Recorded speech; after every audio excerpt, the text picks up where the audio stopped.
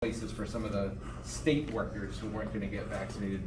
Why did you want to do that, and did that kind of let people off the hook when one of the ideas was to get more people vaccinated? No, it didn't take anybody off the hook. We went right to October 1st.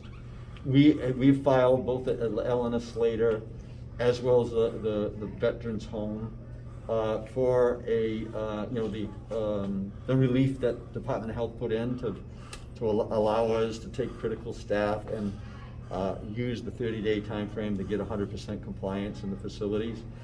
But the people who are not getting vaccinated, they got families, they got expenses, and where I live, that's not something you just turn your back on. So if we're able to place them in other state work and doing interviews right now with them, that's what we're going to do.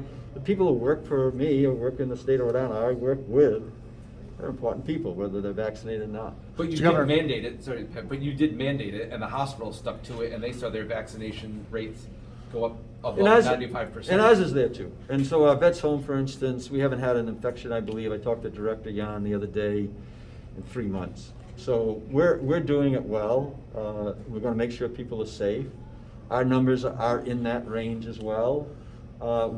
We responded to that mandate because of a request from the hospitals, from the nursing homes.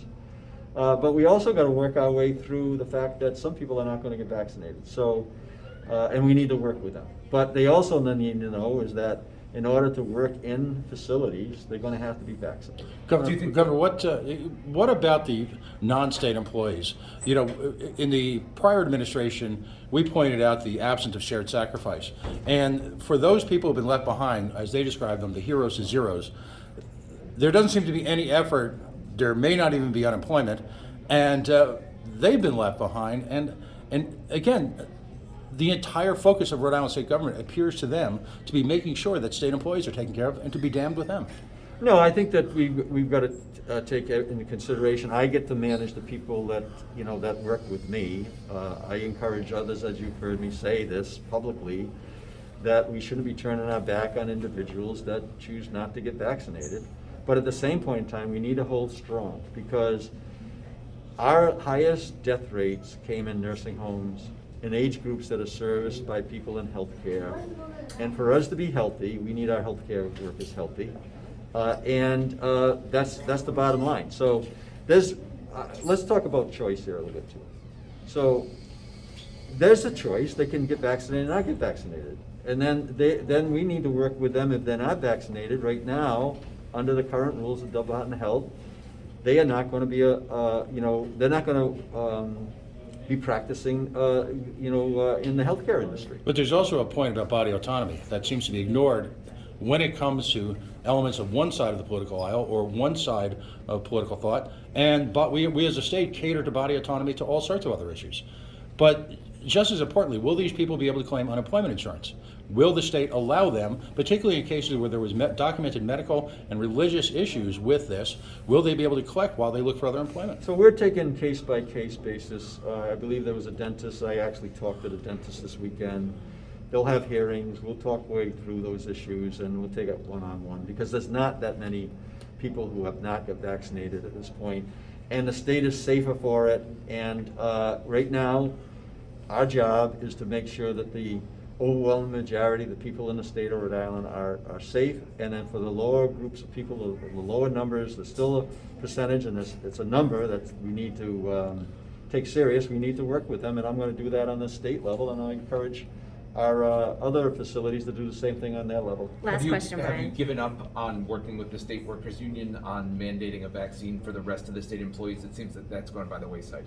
No, those negotiations are still going on. We're in contract negotiations right now, and that's part of the negotiations. If I could, are you concerned at all about nursing homes and home health care, though? You mentioned that that's where some of the concern was before, where a lot of the nursing homes still want that 30 days to get into compliance, and home health care workers have a lower vaccination rate, I think still in the lower to mid 80%. Are you concerned?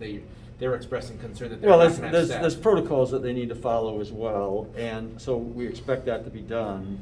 We also want to make sure, and it was one of my highest priorities coming in as governor, to make sure the people in our nursing homes are vaccinated and the staff being vaccinated as well. So the leadership of the nursing homes, I met with them, they asked for this mandate. I expect that they're gonna continue to follow through and comply, as the Department of Health has outlined, before the end of the month.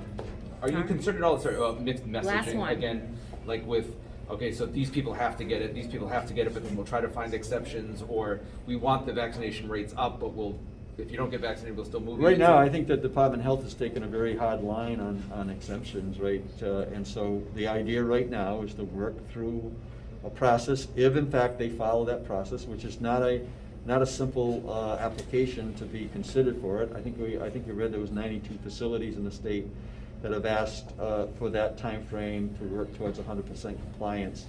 That's still the goal, and it's a stated goal that we're going to adhere to. All right, thank you all. Thank you.